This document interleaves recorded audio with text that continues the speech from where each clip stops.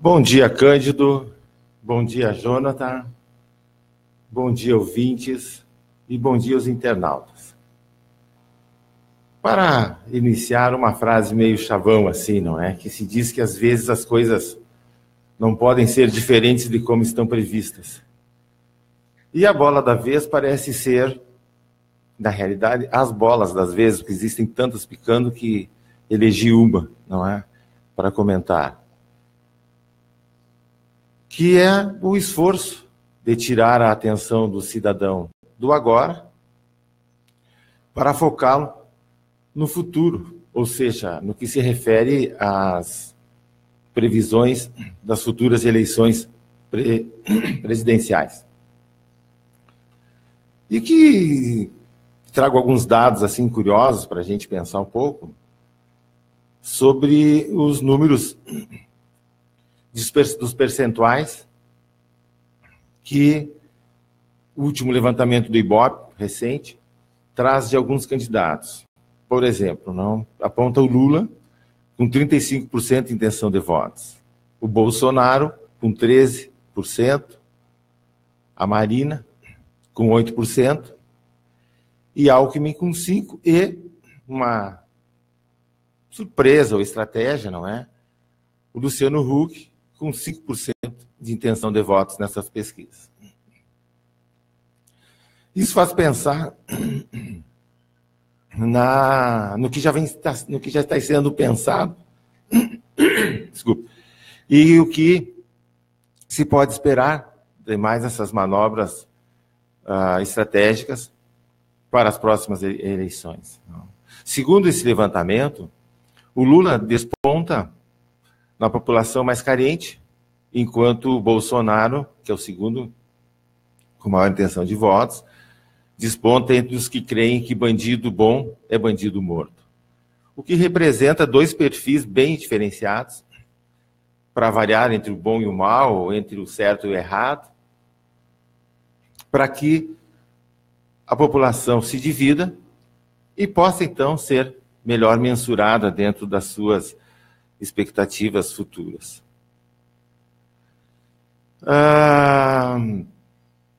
Dentro desses dados, 53% das pessoas que possuem ensino superior e 54%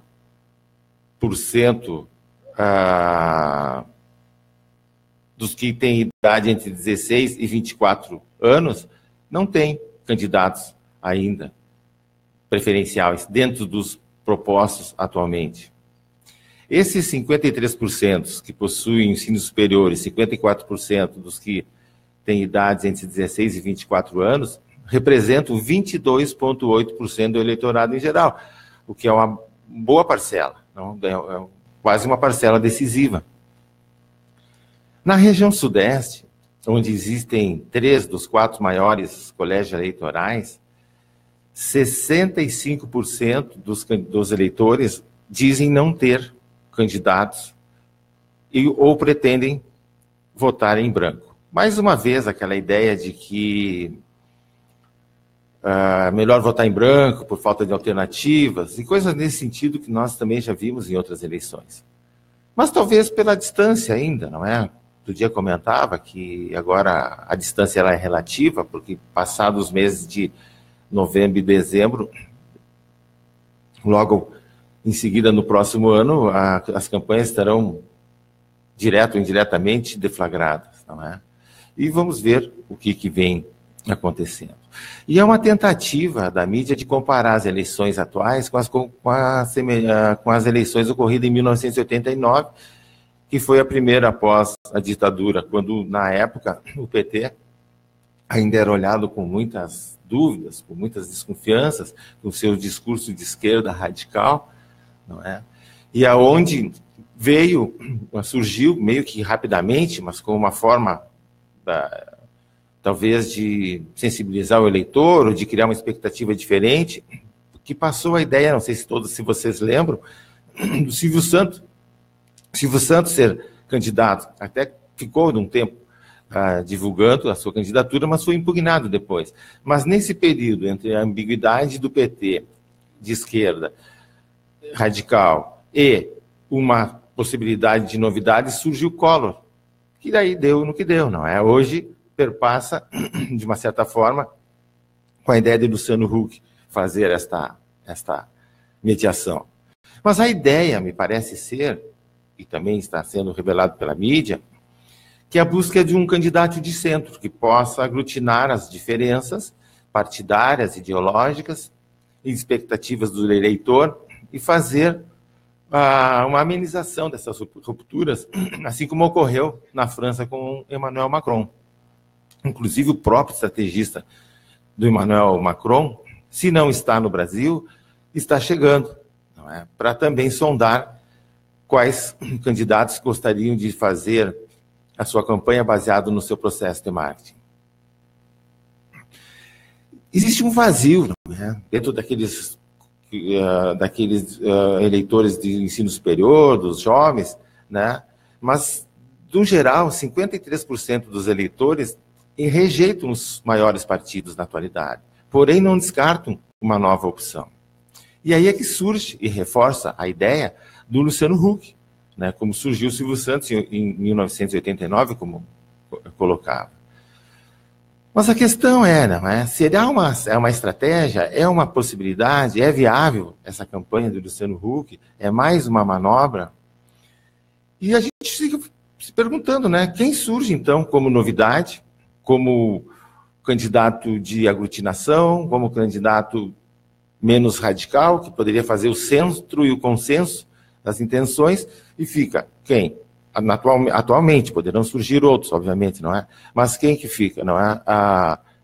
Luciano Huck, o Dória, o Bolsonaro, ou uma junção, tipo um velho e novo, Huck, Henrique Meirelles, que é uma possibilidade que está sendo cogitada, buscando conquistar, quem sabe, os jovens que não têm identidade nenhuma, com esse pessoal que está se colocando como candidatos. Inclusive, há uma outra curiosidade, que a idade média dos candidatos hoje à presidência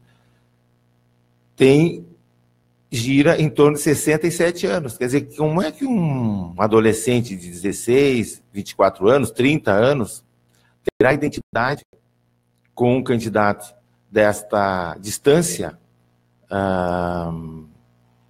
essa distância em idades, não é? Pensem que a idade média entre os candidatos que já concorreram à presidência da República num todo é de 55,5 anos.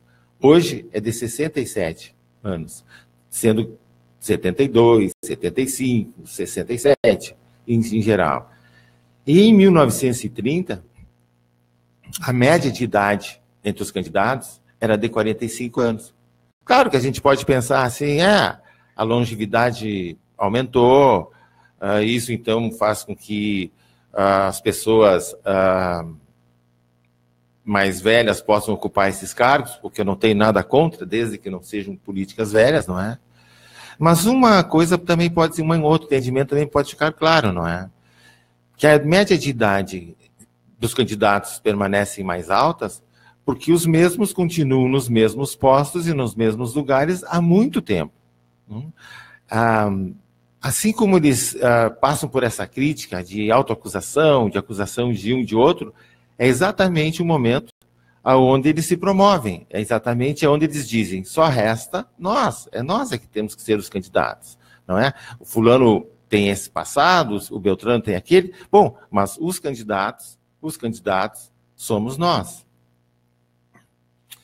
Esse é o quadro, então, me parece assim que a gente deve pensar um pouco, embora considerando a distância que temos entre hoje e as eleições, mas as possibilidades parece que são estas. As questões que ficam são: podemos conhecer quem são os arrivistas?